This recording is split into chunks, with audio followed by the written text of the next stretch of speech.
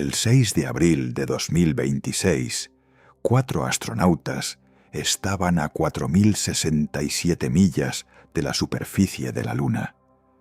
Veían el lado lejano con sus propios ojos por primera vez en más de medio siglo. Describían colores y texturas y cráteres, y la Tierra hundiéndose detrás del horizonte lunar. Tenían el sistema de propulsión en perfectas condiciones de funcionamiento. Y no iban a bajar. Hay algo que produce una sensación casi de disonancia cognitiva en esa imagen. La Luna está ahí, a distancia de tiro en términos cosmológicos. La nave está funcionando. La tripulación está mirando por las ventanas. Y el plan no incluye posarse. No incluye una escalera desplegándose. No incluye huellas en el polvo gris. ¿Por qué? La respuesta tiene varias capas. Ninguna de ellas es simple y ninguna es deshonesta. El Artemis II no aterrizó porque no estaba diseñado para aterrizar. Y entender por qué no estaba diseñado para aterrizar requiere entender qué está intentando construir la NASA en esta segunda era de exploración lunar. Cómo aprendió las lecciones de sus fracasos más costosos y por qué la arquitectura del programa Artemis es fundamentalmente diferente de la arquitectura que llevó a los astronautas del Apolo a la superficie de la Luna. Empecemos por lo más directo. La NASA define el Artemis II de manera muy precisa. Un sobrevuelo lunar tripulado. Un viaje de aproximadamente 10 días en el que una tripulación humana sale de la Tierra. Viaja más lejos que cualquier ser humano, desde el Apolo 13, en 1970. Rodea la Luna, siguiendo una trayectoria de retorno libre, y regresa. No es una visita a la superficie. No es una estancia en órbita lunar durante semanas. No es una expedición para desplegar equipos sobre el suelo. Es, ante todo, una prueba. Y esa palabra, prueba, cambia completamente cómo debe entenderse la misión. Lo que el Artemis II está poniendo a prueba no es si los astronautas pueden ir a la Luna. Eso está demostrado desde diciembre de 1972. Lo que está poniendo a prueba es si el sistema actual, la combinación del cohete Space Launch System, la cápsula Orion, los sistemas de soporte vital para una tripulación en espacio profundo durante 10 días, las comunicaciones con sus inevitables retardos a distancia lunar, la reentrada de salto al regresar a la Tierra, funciona en conjunto con seres humanos dentro. No en simulaciones, no en una cápsula vacía, con 4 personas reales respirando, comiendo, durmiendo, moviéndose y dependiendo por completo de cada válvula, de cada pantalla y de cada procedimiento. El soporte vital es quizás la parte menos épica, pero más fundamental de eso. Mantener el aire respirable en una cápsula de volumen limitado durante 10 días, controlar la temperatura, eliminar el dióxido de carbono que produce la respiración, gestionar el agua y la humedad, son problemas que en la Tierra resuelve la atmósfera de manera gratuita e invisible. En el espacio profundo, cada una de esas comodidades desaparece. Lo que queda es una burbuja artificial cerrada, donde todos esos sistemas tienen que funcionar sin descanso. El Artemis I, el vuelo de prueba no tripulado de noviembre de 2022, probó que el sistema físico puede hacer el viaje. El Artemis II prueba que puede hacerlo con personas dentro. Vista así, la misión no es una expedición incompleta. Es un examen integral. Es el momento en que un puente nuevo, que ya fue probado vacío, es cruzado por primera vez con pasajeros. El momento de la verdad real. Y la verdad más directa es esta. La cápsula Orion no puede aterrizar en la Luna. No porque le falte potencia o capacidad técnica en algún sentido vago, sino porque no es lo que la cápsula Orion fue diseñada para hacer. Una nave diseñada para transportar astronautas a través del espacio profundo no es automáticamente una nave diseñada para aterrizar en la superficie de un cuerpo sin atmósfera. Son problemas de ingeniería completamente distintos. Orion está diseñada para sobrevivir el vacío, navegar con precisión entre la Tierra y el entorno lunar, mantener sistemas de soporte vital internos estables durante 10 días y resistir la reentrada de salto en la atmósfera terrestre al volver. Esas son tareas de ingeniería exigentes y están resueltas, aunque como hemos discutido en el guión sobre la reentrada, algunas cuestiones todavía están siendo calibradas con datos de vuelo real. Aterrizar en la Luna es un conjunto completamente diferente de tareas. Descender verticalmente sobre una superficie sin atmósfera, con motores controlados de manera precisa, frenar de manera exacta para no estrellarse y no pasar de largo, posarse sobre el regolito, que es una capa de polvo, y fragmentos triturados por miles de millones de años de impactos de meteoroides, tan abrasivo y fino como arena de vidrio molido. Sostener operaciones sobre esa superficie en un entorno de temperatura extrema, y luego despegar nuevamente y reacoplarse con la nave que quedó en la trayectoria de retorno. Orion no tiene piernas para bajar. No tiene los sistemas de propulsión necesarios para el descenso controlado sobre la superficie lunar. No tiene la geometría ni la estructura para posarse. No fue diseñada con esas funciones porque el programa Artemis asigna esas funciones a un vehículo completamente diferente. Ese vehículo todavía está en desarrollo. Para entender por qué el programa está dividido de esa manera, hay que mirar cómo se llegó a esa arquitectura. Durante las misiones Apollo, la lógica del viaje lunar tenía una forma muy compacta. El cohete Saturno V despegaba llevando en un solo conjunto todo lo esencial: el módulo de mando donde viajaba la tripulación, el módulo de servicio que proporcionaba propulsión y soporte vital en el tránsito, y el módulo lunar, la pieza destinada a descender hasta la superficie lunar y luego despegar de nuevo. Todo partía junto desde la Tierra. Era como salir de casa en un vehículo que ya lleva todo lo que vas a necesitar para el viaje completo, tanto la ida como la vuelta desde el punto más remoto. El programa Artemis tiene una arquitectura diferente. La cápsula Orion y el cohete SLS llevan a la tripulación hasta el entorno lunar y la traen de vuelta, pero el vehículo que desciende a la superficie es un sistema independiente, desarrollado separadamente, que tiene que estar esperando en el entorno lunar cuando la tripulación llegue. Esa separación existe por razones que tienen que ver con la escala del problema, con la participación del sector comercial y con las lecciones aprendidas de la historia del programa espacial. Hacer que la NASA desarrollara un vehículo de aterrizaje lunar completo con sus propias capacidades industriales, en el tiempo disponible, con el presupuesto disponible, era una empresa que habría alargado los plazos y aumentado los costos de maneras que habrían amenazado la viabilidad del programa entero. En cambio, la NASA licitó el desarrollo del sistema de aterrizaje humano a empresas privadas y seleccionó SpaceX, con una versión lunar del Starship, como el proveedor para las primeras misiones de aterrizaje. Si en este punto la imagen de la arquitectura del Artemis, como un mecanismo de relojería en que varias piezas desarrolladas separadamente deben coordinarse con precisión, en lugar de la flecha compacta del Apolo, que lo llevaba todo junto, produce en ti esa mezcla específica de comprensión ante la lógica del programa y de apreciación por la dificultad real de lo que se está intentando construir. En la descripción tienes nuestro audio premium, Viaje hipnótico por el universo.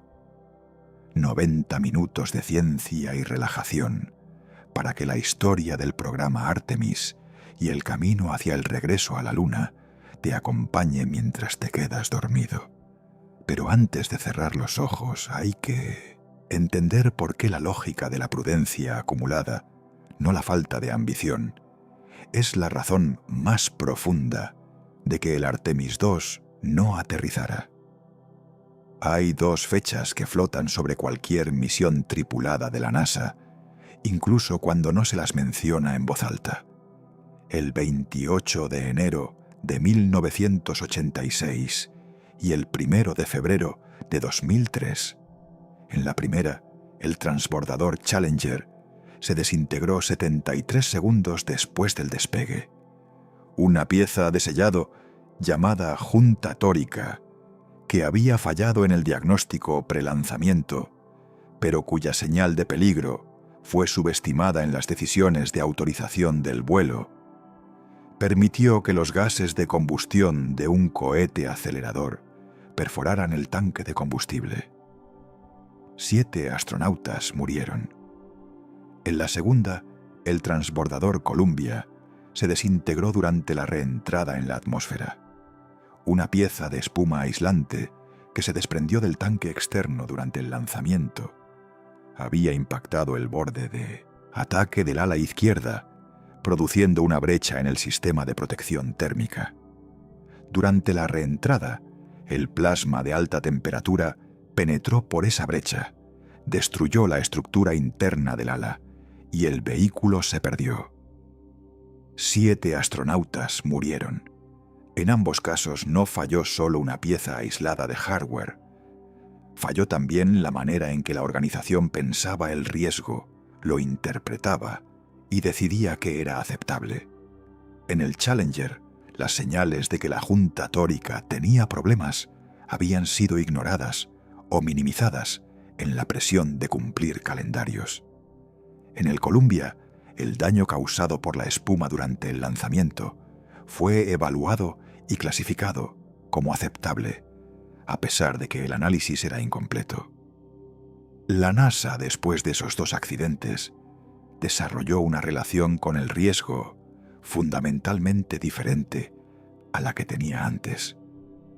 No una relación que eliminara el riesgo, lo cual es imposible en la exploración espacial, sino una relación que requería documentar la incertidumbre con honestidad, identificar las preguntas sin respuesta antes de volar, y no comprimir las cadenas de validación bajo presión de calendario. El Artemis II no aterriza porque la cadena de validación del sistema completo no ha llegado todavía al aterrizaje, y la NASA post-Challenger y post-Columbia no improvisa esa cadena. En febrero de 2026, la NASA publicó una arquitectura actualizada del programa. El Artemis III, que bajo planes anteriores iba a ser el primer intento de alunizaje, fue reposicionado como una misión de prueba en órbita terrestre baja en 2027 para ensayar el encuentro, el acoplamiento y la operación integrada entre Orion y los aterrizadores comerciales. El aterrizaje real quedó desplazado al Artemis IV, con objetivo provisional para 2028. Ese reordenamiento del calendario revela algo importante sobre cómo el programa entiende su propio avance. No es admitir derrota, es reconocer que llegar al entorno lunar no equivale automáticamente a estar listo para bajar. El paso desde el entorno lunar hasta la superficie lunar es un salto cualitativo que requiere su propia cadena de validación. La secuencia que ha quedado establecida es, primero, el Artemis II valida que Orion puede llevar tripulación al entorno lunar y traerla de vuelta. Luego, el Artemis III valida que Orion y los aterrizadores pueden encontrarse, acoplarse y operar juntos en órbita. Y solo cuando esa integración haya sido verificada, el Artemis 4, intenta el descenso a la superficie. Cada paso tiene que superar su propia verificación antes de que el siguiente paso sea autorizado. Lo que el Artemis 2 sí logró, independientemente del aterrizaje, merece ser entendido en sus propios términos. El lanzamiento del 1 de abril fue el primer envío de seres humanos más allá de la órbita terrestre baja desde diciembre de 1972. El sistema de lanzamiento espacial y la 1900 cápsula Orion habían sido desarrollados durante más de una década. El Artemis 1 en noviembre de 2022 había probado el sistema sin tripulación. El Artemis 2 era la primera vez que ese sistema volaba con personas. Cuando un lanzamiento así sale bien en el primer intento del día, casi al comienzo de la ventana de lanzamiento disponible, eso significa que años de diseño, ensayos, simulaciones y revisiones se tradujeron en un evento real sin romperse en el momento más violento del viaje. El tránsito hacia la Luna durante 5 días fue nominal. La nave siguió el perfil esperado. Las maniobras salieron dentro de los márgenes previstos. Los sistemas de soporte vital funcionaron. Orion mantuvo 4 personas vivas y operativas durante 5 días de viaje en espacio profundo. Eso no es una formalidad técnica. Es la validación de que el sistema de soporte vital, los sistemas de control ambiental, la gestión del agua y el aire, la gestión de residuos, todo funciona durante la duración de misión para la que fue diseñado. El récord de distancia, 252.760 millas de la Tierra, en el punto más lejano del sobrevuelo, supera la distancia máxima alcanzada por el Apolo 13, de 248.655 millas. Eso no es un número para el libro de récords en sentido trivial. Es la confirmación de que el sistema puede llevar personas a distancias que el hardware anterior llevaba personas, con tecnología nueva que no había sido probada a esas distancias con tripulación. El sobrevuelo lunar de 7 horas produjo datos científicos reales, observaciones que tienen valor para la planificación del Artemis 3. Las observaciones de color y textura del lado lejano informan los modelos de composición de la superficie. Los 6 destellos de impacto de meteoroides reportados con marcas de tiempo permiten calibrar los algoritmos de detección automatizada. El eclipse solar de 54 minutos produjo imágenes de la corona solar que los científicos estudiarán. Las fotografías del lado lejano, bajo condiciones de iluminación específicas que no habían sido obtenidas antes, añaden datos a la caracterización de las zonas de aterrizaje. Y la reentrada de salto al regreso, que ocurrió el 10 de abril de 2026, probó bajo condiciones reales con tripulación la maniobra más compleja del regreso. Los datos de la inspección del escudo térmico y de los registros de los sensores de guía de esa reentrada ya están siendo analizados y formarán parte de la base de conocimiento que informa el Artemis 3. Todo eso es el contenido real del Artemis 2. No es una misión incompleta. Es una misión cuyo objetivo era exactamente lo que logró. Detrás de la pregunta de por qué el Artemis 2 no aterrizó, hay también la pregunta sobre qué viene después y cuándo. Y esa pregunta tiene una respuesta que es honesta sobre las dificultades que todavía existen en el programa. El inspector general de la NASA ha señalado en informes públicos que el desarrollo del sistema de aterrizaje humano, específicamente el Starship lunar de SpaceX, enfrenta desafíos técnicos y de calendario. El Starship necesita demostrar la capacidad de repostar en órbita, un proceso en el que una nave cisterna transfiere propelente a otra nave en el espacio antes de que pueda ser utilizado para el descenso lunar. Esa capacidad de repostado en órbita es nueva, no ha sido completamente demostrada todavía, y es un prerequisito técnico para la misión de aterrizaje. Hay también la cuestión de los trajes espaciales. Los trajes de las misiones Apolo eran específicamente para esas condiciones de operación. Los trajes de la Estación Espacial Internacional son para actividades extravehiculares en el entorno de la estación, no para operar en la superficie lunar. La NASA y sus socios están desarrollando trajes de siguiente generación para la superficie lunar con mayor movilidad, mejor protección contra el polvo del regolito y capacidad de soporte vital para duraciones más largas. Esos trajes también están en proceso de validación. El Polo Sur lunar, que es la zona de aterrizaje planificada para el Artemis 3 y las misiones siguientes, fue seleccionado por razones científicas y de recursos. Los análisis de misiones orbitales han detectado hielo de agua en los cráteres permanentemente en sombra del Polo Sur, donde las temperaturas permanecen por debajo de los 200 grados centígrados negativos indefinidamente. Ese hielo, si existe en las cantidades y accesibilidad que los datos sugieren, podría ser una fuente de agua para consumo, de oxígeno por electrólisis y de hidrógeno para propulsión, reduciendo la dependencia de suministros transportados desde la Tierra. Pero la explotación de esos recursos requiere la presencia humana y equipos que todavía no han sido validados sobre la superficie.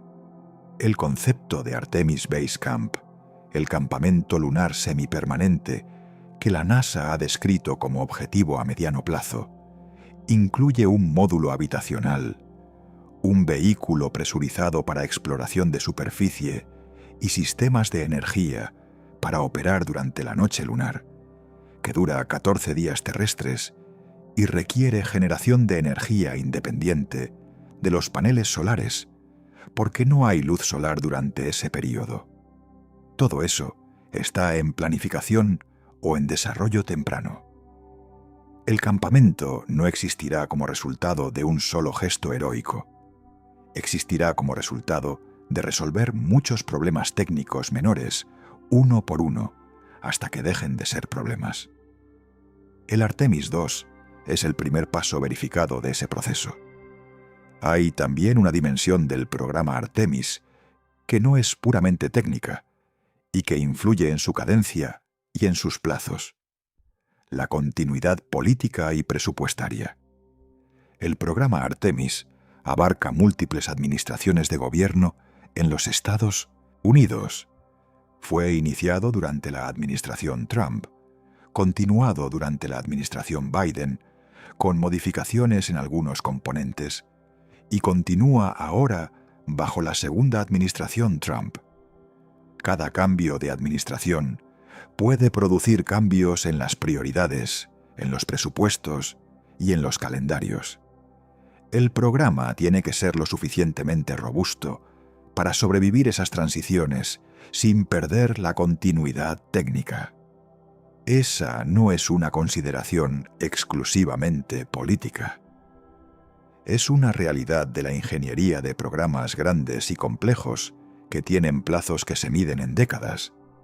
La NASA tiene experiencia en esa dinámica, tanto en sus éxitos como en sus fracasos.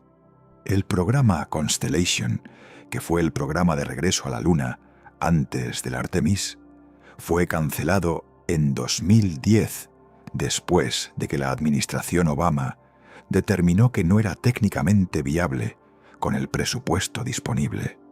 Los años de trabajo y los miles de millones de dólares invertidos en Constellation se perdieron. El Artemis tiene una base técnica diferente y ha llegado a un nivel de madurez que el Constellation nunca alcanzó. El Artemis 2 Es la demostración más concreta de esa madurez. Un sistema que no solo existe en papel, sino que ha llevado 4 personas al entorno lunar y las ha traído de vuelta. La respuesta completa a la pregunta de por qué el Artemis II no aterrizó tiene entonces varias capas que se superponen. La capa técnica. Orion no es un vehículo de aterrizaje y el sistema de aterrizaje está siendo desarrollado por un proveedor comercial que todavía no ha completado su validación. La capa arquitectónica. El programa Artemis divide el viaje lunar en componentes que se validan separadamente y se integran progresivamente, a diferencia de la arquitectura compacta del Apollo, que llevaba todo en un solo conjunto. La capa institucional, la NASA, después del Challenger y el Columbia, no comprime las cadenas de validación bajo presión de calendario, y el Artemis II ocupa su lugar en la cadena de validación que está establecida para llegar al aterrizaje, de manera que cada paso haya sido verificado antes de intentar el siguiente. La capa programática. El calendario fue revisado en febrero de 2026 para separar explícitamente la validación de la integración con los aterrizadores en el Artemis III del aterrizaje real en el Artemis IV. El Artemis II encaja en ese calendario revisado con plena coherencia. Y la capa más profunda. El regreso a la Luna no es un sprint, es una carrera de resistencia.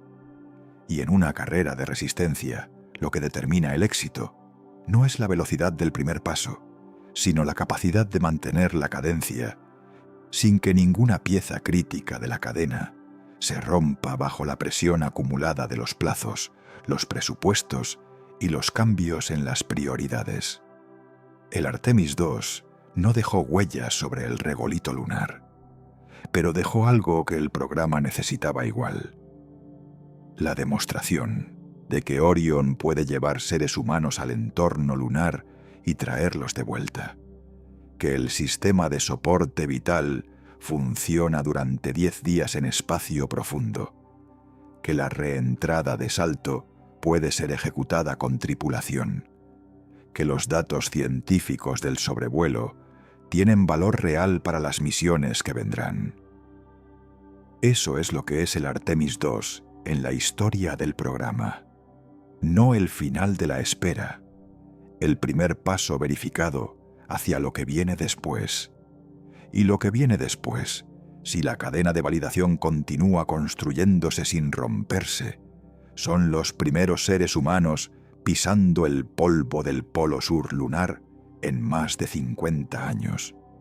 Y luego, más allá de eso, el primer campamento permanente que haga de la Luna no solo un destino, sino un lugar donde la humanidad vive y trabaja.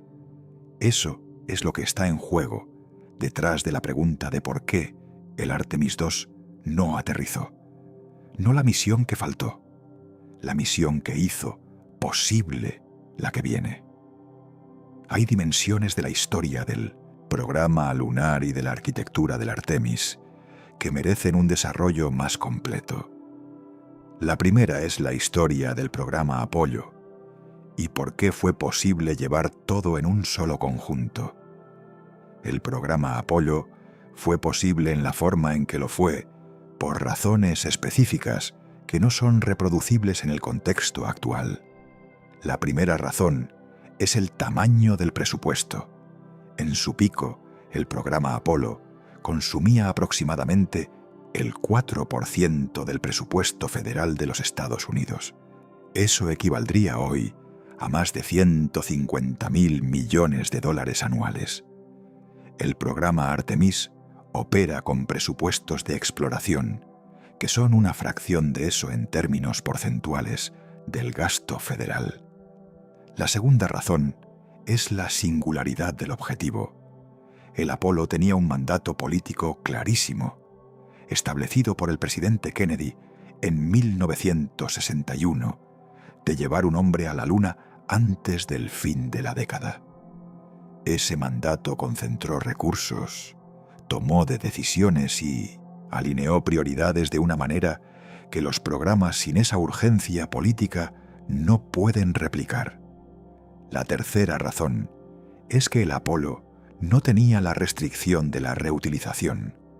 El Saturno V era un cohete de un solo uso, extraordinariamente caro por vuelo, pero que no tenía que ser recuperado ni reutilizado.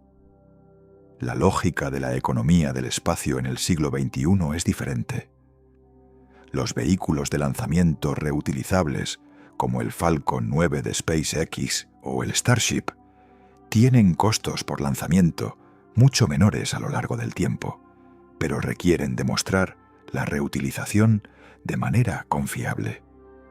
Esas diferencias explican por qué la arquitectura del Artemis no puede simplemente copiar la del Apolo, aunque la comparación sea siempre tentadora.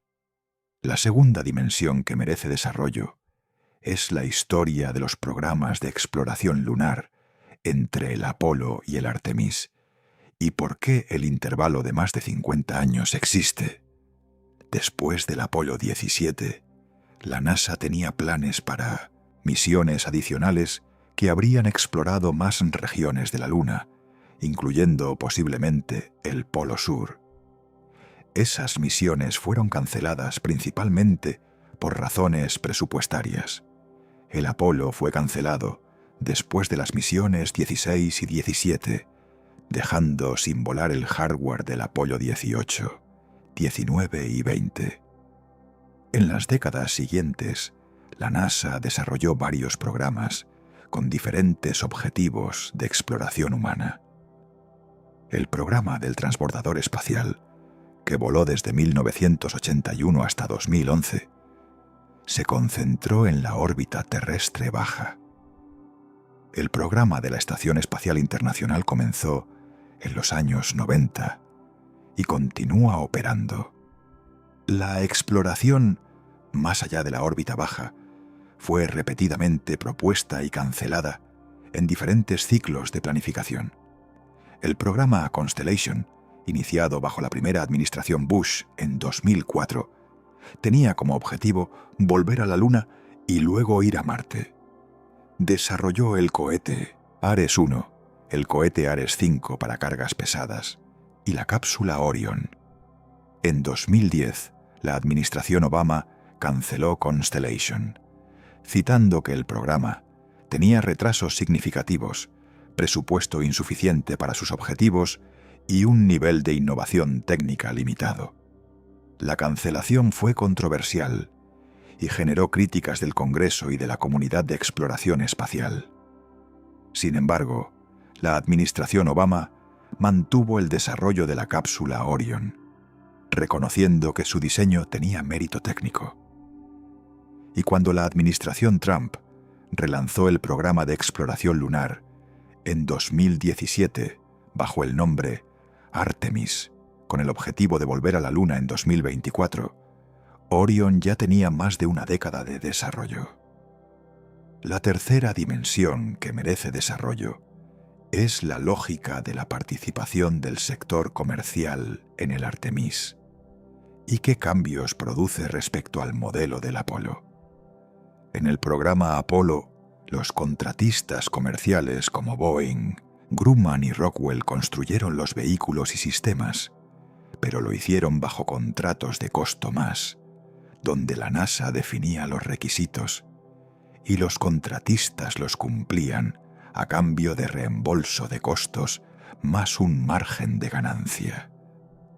Ese modelo alineó los incentivos hacia completar el trabajo al costo más alto posible dentro de los márgenes aceptables y produjo hardware funcionalmente excelente, pero a costos muy elevados. En el programa Artemis, la NASA ha adoptado un modelo diferente para ciertos componentes.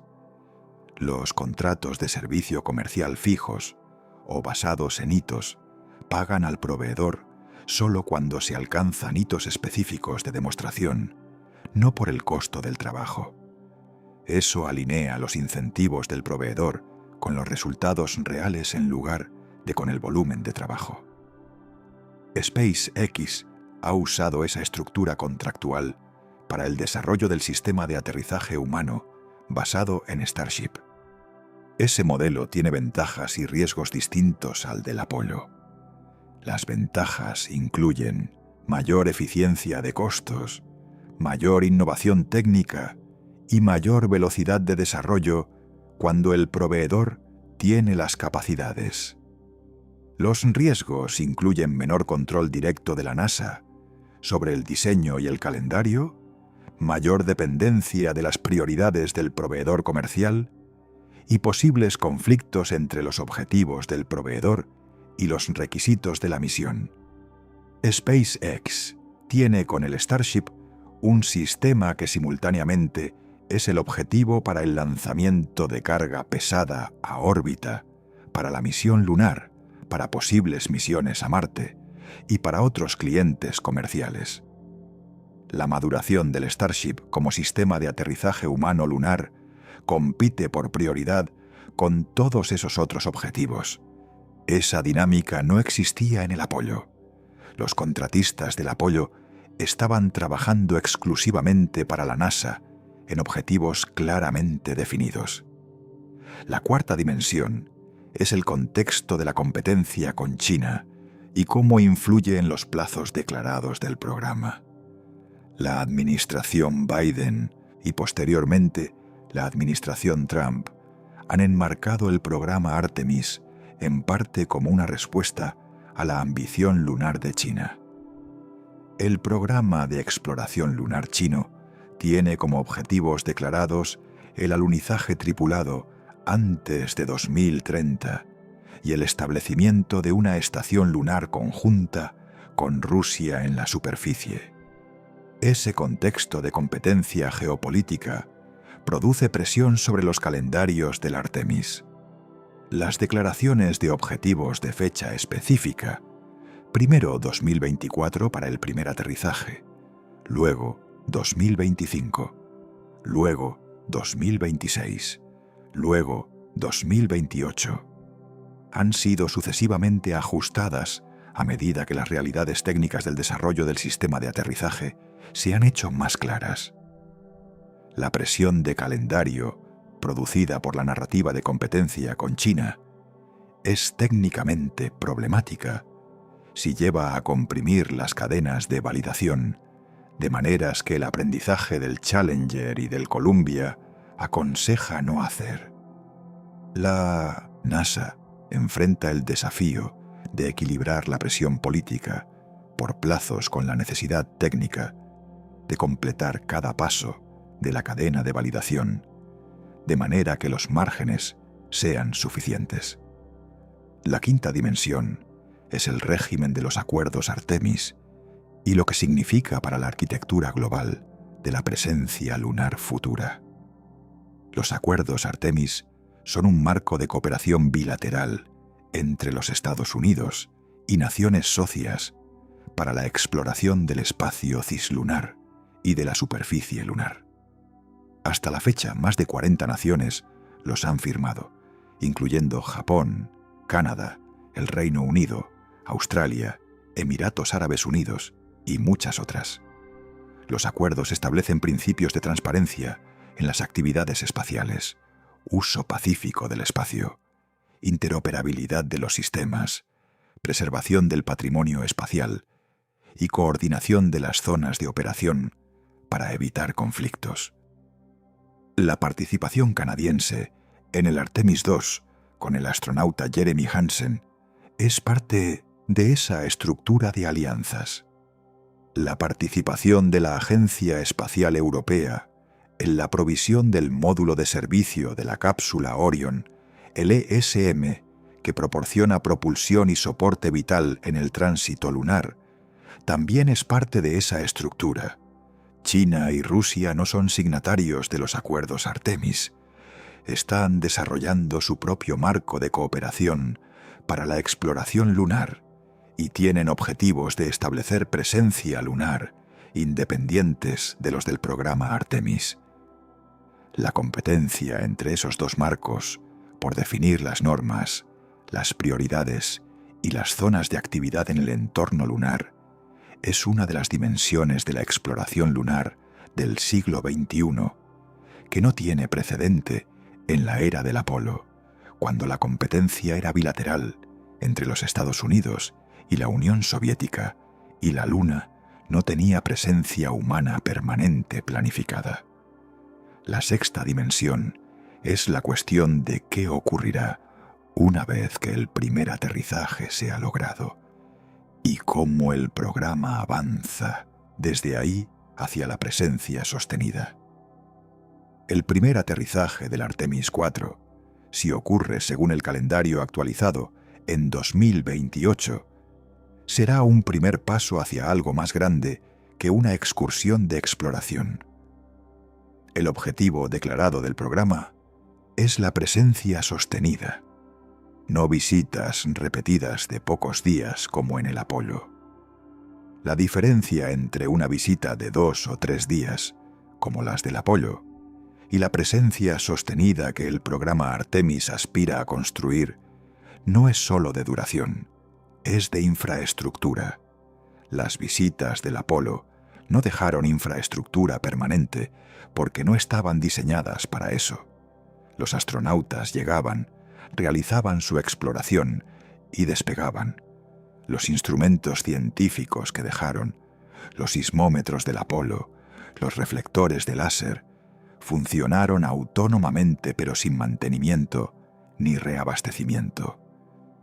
La presencia sostenida requiere hábitats que puedan soportar estancias de semanas, generación de energía independiente del Sol durante las noches lunares de 14 días, vehículos de exploración para cubrir distancias mayores que a pie, sistemas de producción de recursos locales para reducir la dependencia de suministros terrestres y una cadencia regular de misiones de suministro y rotación de tripulación.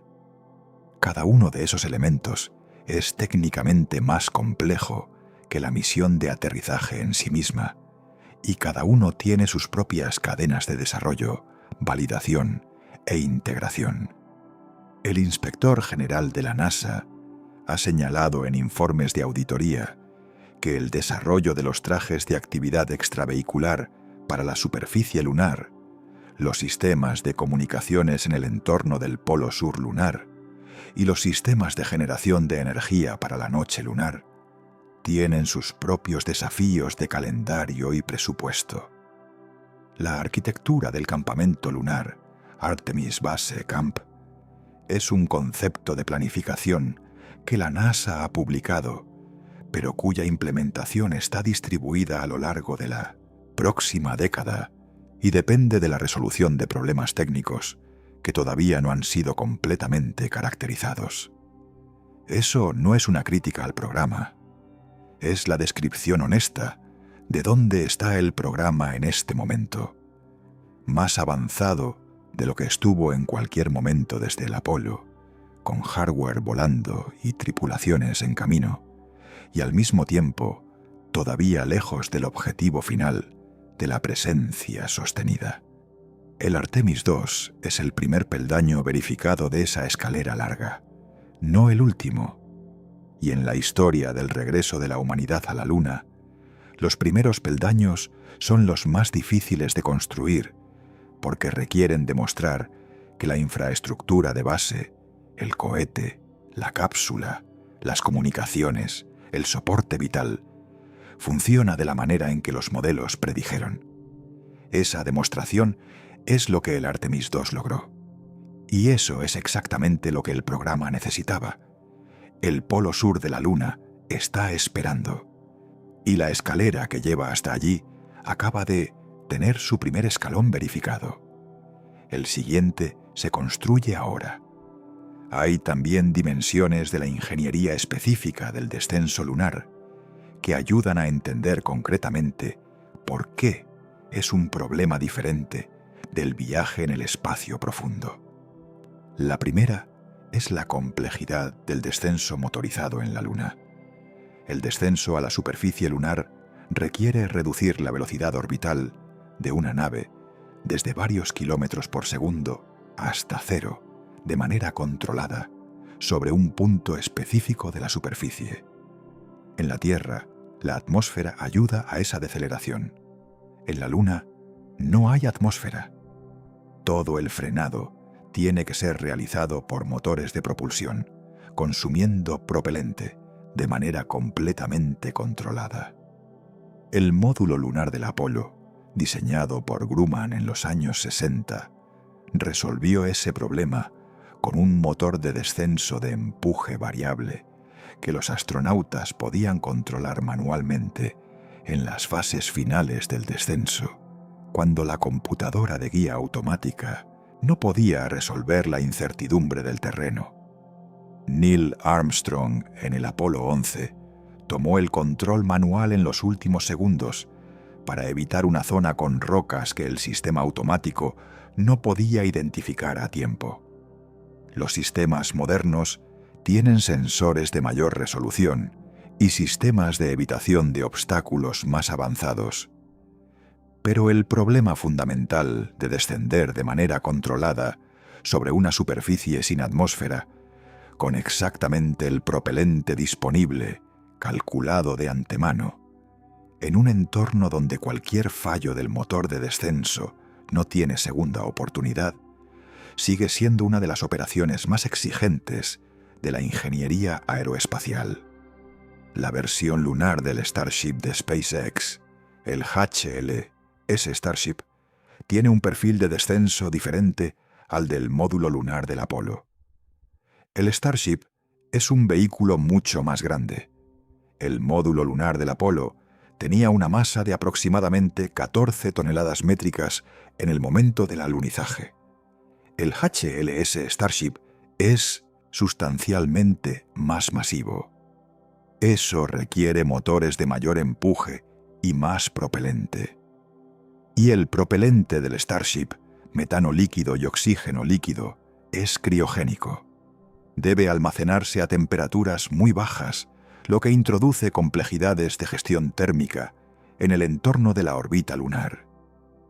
El repostado en órbita que el Starship lunar requiere antes de descender a la Luna es necesario porque el vehículo no puede llevar suficiente propelente desde la Tierra para todo el viaje ida y vuelta.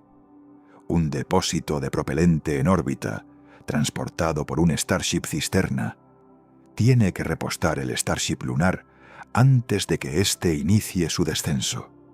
Ese proceso de repostado en órbita nunca ha sido demostrado a escala completa con los propelentes criogénicos del Starship. Es uno de los hitos técnicos pendientes en la cadena de validación del sistema de aterrizaje. SpaceX ha realizado pruebas de transferencia de propelente criogénico en entorno de microgravedad, con versiones más pequeñas del sistema, pero la demostración a escala completa con el Starship es parte del camino de validación que está en curso. La segunda es la cuestión de los trajes espaciales y por qué son específicos para la superficie lunar. Los trajes espaciales son sistemas de soporte vital portátiles.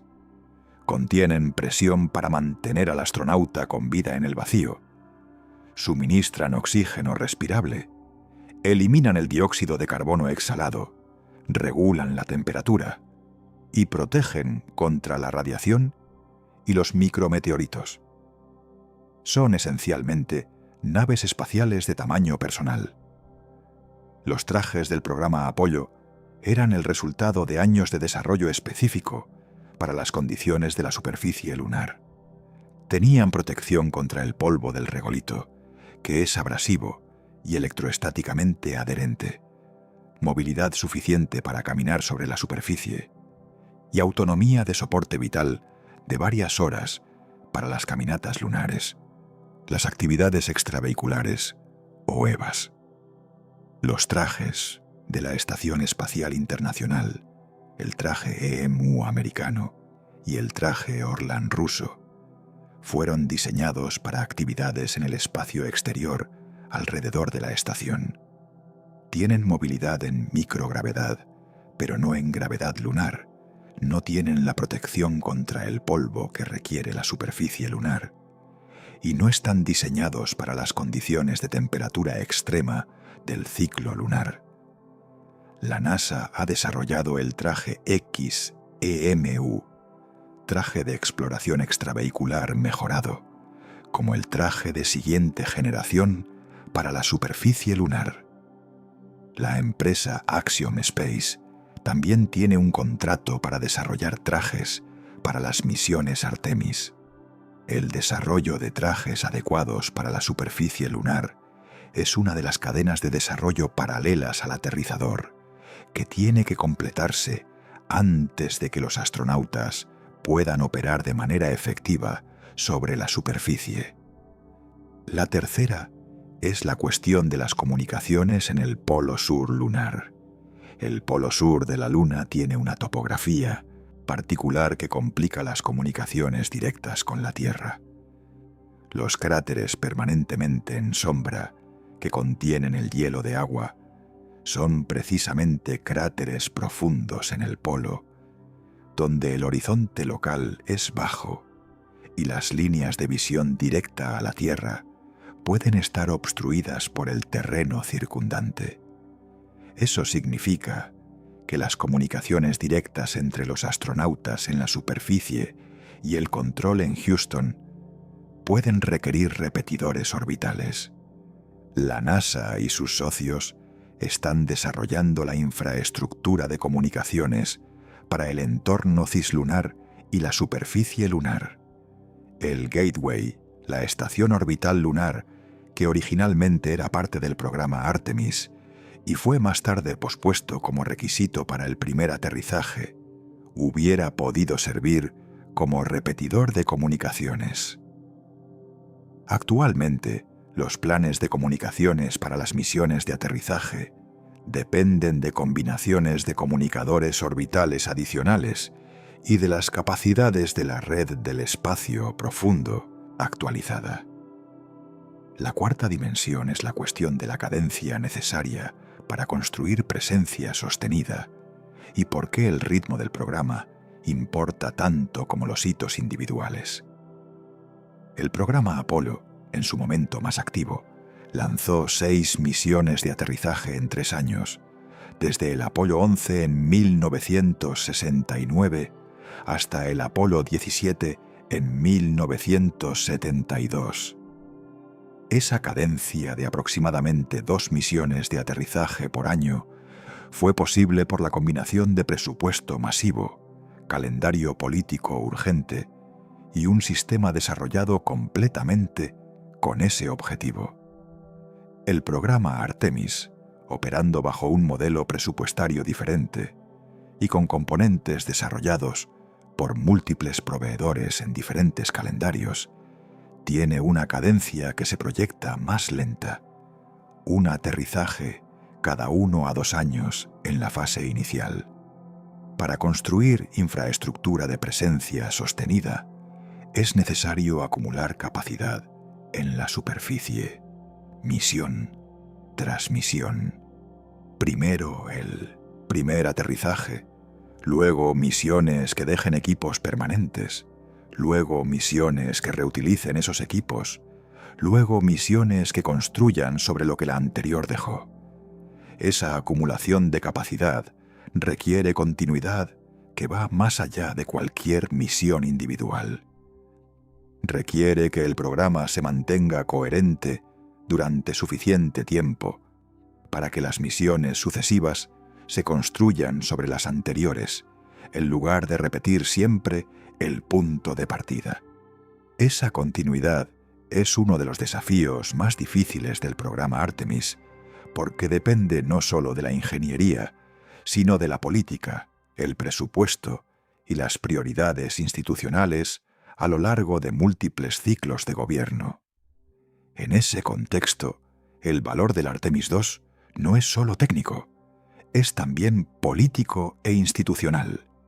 Es la demostración más concreta que el programa ha producido, hasta la fecha, de que la inversión de más de una década en el SLS y en Orion ha producido un sistema que funciona de la manera en que, fue diseñado para funcionar. Esa demostración crea una base política para continuar el programa que las propuestas en papel y los estudios técnicos no pueden crear de la misma manera. El Artemis II ocurrió. 4 personas fueron al entorno lunar y volvieron. El sistema funcionó. Ese es el argumento más poderoso que el programa puede hacer ante los tomadores de decisiones, que determinarán si los presupuestos futuros permiten el Artemis III, el 4 y los que vendrán después. El Artemis II no aterrizó en la Luna, pero hizo algo igualmente importante. Demostró que el camino hacia allá existe y que el sistema construido para recorrerlo funciona. El resto es trabajo, y el trabajo está comenzando. Hay una última reflexión sobre la pregunta del título que vale la pena hacer explícita porque captura algo sobre cómo pensamos el progreso en exploración espacial. La pregunta de por qué el Artemis II no aterrizó asume implícitamente que el aterrizaje era el objetivo natural y que la misión queda incompleta sin él. Esa asunción viene del precedente del Apolo, donde el aterrizaje era efectivamente el objetivo de cada misión de aterrizaje. Pero el Apolo no comenzó con aterrizajes. Comenzó con el programa Mercury, que puso astronautas en órbita terrestre. Luego el programa Gemini, que desarrolló maniobras de encuentro y acoplamiento en órbita, caminatas espaciales y vuelos de mayor duración.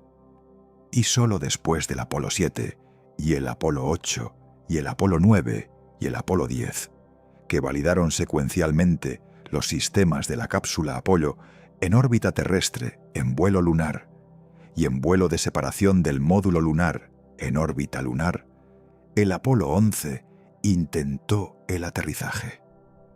El Apolo 11 pudo aterrizar porque 10 misiones anteriores habían probado sistemáticamente los componentes del sistema en condiciones progresivamente más cercanas a las del aterrizaje real.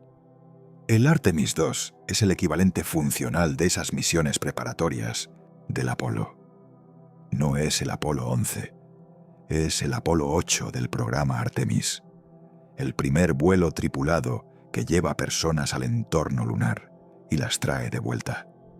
El Apolo 8, a pesar de ser el primer vuelo tripulado al entorno lunar, no aterrizó. Era una misión de sobrevuelo en órbita lunar. Nadie preguntó por qué el Apolo 8 no aterrizó, porque el calendario del programa era claro. El aterrizaje no era el objetivo de esa misión específica. La pregunta de por qué el Artemis II no aterrizó tiene la misma respuesta que tendría la pregunta de por qué el Apolo 8 no aterrizó. Porque no era la misión del aterrizaje.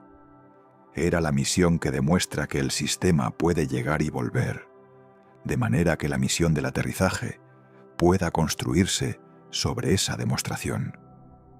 Lo que hace que la pregunta surja más naturalmente para el Artemis II que para el Apolo 8 es la expectativa creada por el intervalo de más de 50 años desde el último aterrizaje. Después de tanto tiempo, sin presencia humana en el entorno lunar, cualquier regreso al entorno lunar parece incompleto si no incluye el aterrizaje. Pero la lógica del progreso técnico no cambia por el peso de la espera. La secuencia de validación tiene que completarse de la manera en que la ingeniería y la experiencia acumulada aconsejan completarla, independientemente de cuánto tiempo haya transcurrido desde el último aterrizaje. El Artemis II cierra la brecha de 50 años en el vuelo tripulado al entorno lunar. El Artemis III cerrará la brecha en la validación de la integración con el aterrizador. Y el Artemis IV cerrará, si todo procede según el plan, la brecha en el aterrizaje mismo. 3 misiones, 3 pasos, una escalera. El Artemis II es el primer escalón, no el único, el primero. Y en la historia de cómo la humanidad volvió a la Luna para quedarse, el primer escalón es el que hace posibles todos los siguientes. El Artemis II no aterrizó en la Luna, pero la Luna es, por primera vez en más de 50 años, un destino humano presente y no solo un recuerdo histórico. Eso es lo que el Artemis II logró, y es suficiente para lo que le tocaba ser. Hay también una perspectiva sobre el ritmo del programa que conviene traer al cierre. El Apolo fue extraordinariamente rápido. Desde que Kennedy anunció el objetivo en mayo de 1961 hasta que Armstrong pisó la Luna en julio de 1969, transcurrieron 8 años y 2 meses. 8 años para ir de los primeros vuelos suborbitales del Mercury hasta el primer aterrizaje lunar. Una velocidad de desarrollo técnico que no tiene precedente comparable en la historia de la ingeniería. Esa velocidad fue posible en parte por la urgencia política, en parte por el presupuesto y en parte por aceptar niveles de riesgo que retroactivamente reconocemos como altos.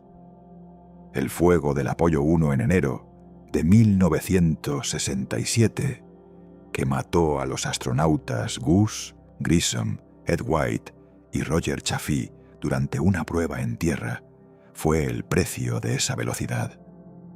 Las misiones del Apolo aceptaron niveles de riesgo que el análisis post-Challenger y post-Columbia llevaría a calificar de inaceptables por los estándares actuales. El Artemis avanza más lentamente. Eso es en parte por presupuesto, en parte por la arquitectura más compleja y en parte precisamente porque la cultura de seguridad ha cambiado después de esos accidentes. Esa lentitud es frustrante si la referencia es la velocidad del Apolo. Pero si la referencia es la pregunta de ¿cuándo volverá la humanidad a la Luna? Para quedarse de manera sostenida, no para visitar y marcharse, la velocidad del Apolo no es la referencia correcta. El Apolo fue construido para plantas de bandera. El Artemis está siendo construido para campamentos permanentes. Construir para quedarse requiere resolver problemas que plantar banderas no requiere resolver. Requiere sistemas de soporte vital que funcionen durante semanas en lugar de días. Requiere generación de energía para la noche lunar. Requiere producción de recursos locales. Requiere trajes que resistan el uso prolongado en el entorno de la superficie. Ninguno de esos problemas tiene solución inmediata. Cada uno requiere su propia cadena de desarrollo, prueba e integración. El Artemis II avanzó la cadena que tiene que avanzar para que todo lo demás sea posible. Y la cadena avanza, más lentamente de lo que muchos quisieran. Pero avanza. Y en la historia de la exploración espacial humana, lo importante no es siempre la velocidad del avance. A veces lo importante es que el avance no se detenga. El Artemis II garantizó que el avance continúa. El siguiente paso es el Artemis III. Y después de ese, el 4. Y después de eso, quizás, las primeras huellas en el polo sur de la Luna en más de 50 años. El Artemis II no aterrizó, pero hizo posible que el aterrizaje ocurra. Y en la historia de Mimadetendam, cómo la humanidad volvió a la Luna para quedarse, eso es exactamente lo que le correspondía hacer. No más, pero tampoco menos. Una nota sobre el contexto político del programa Artemis que completa la imagen. El programa fue anunciado en su forma actual en diciembre de 2017 bajo el nombre Artemis. Fue construido sobre las bases técnicas del Orión y el SLS, que tenían historia de desarrollo anterior, y ha sobrevivido a 2 transiciones de administración presidencial, lo que en la historia de los programas espaciales grandes es un logro institucional en sí mismo. La continuidad del programa a través de esas transiciones no fue garantizada. El programa Constellation fue cancelado por la administración Obama. La estación Gateway, originalmente central al plan de regreso a la Luna, fue deprioritizada. El objetivo de fecha del primer aterrizaje fue ajustado repetidamente. Que el Artemis II ocurriera en abril de 2026, con un sistema que funciona, con una tripulación que regresó sana, es la demostración más concreta de que el programa sobrevivió esas presiones institucionales y técnicas y avanzó hasta producir un resultado real. Eso no garantiza el futuro del programa, pero crea una base desde la que es más fácil argumentar su continuación. Y en la política de la exploración espacial, los hechos consumados tienen un peso que las propuestas no tienen. El Artemis II es el hecho consumado más importante del programa Artemis hasta la fecha. Es suficiente para lo que le tocaba ser.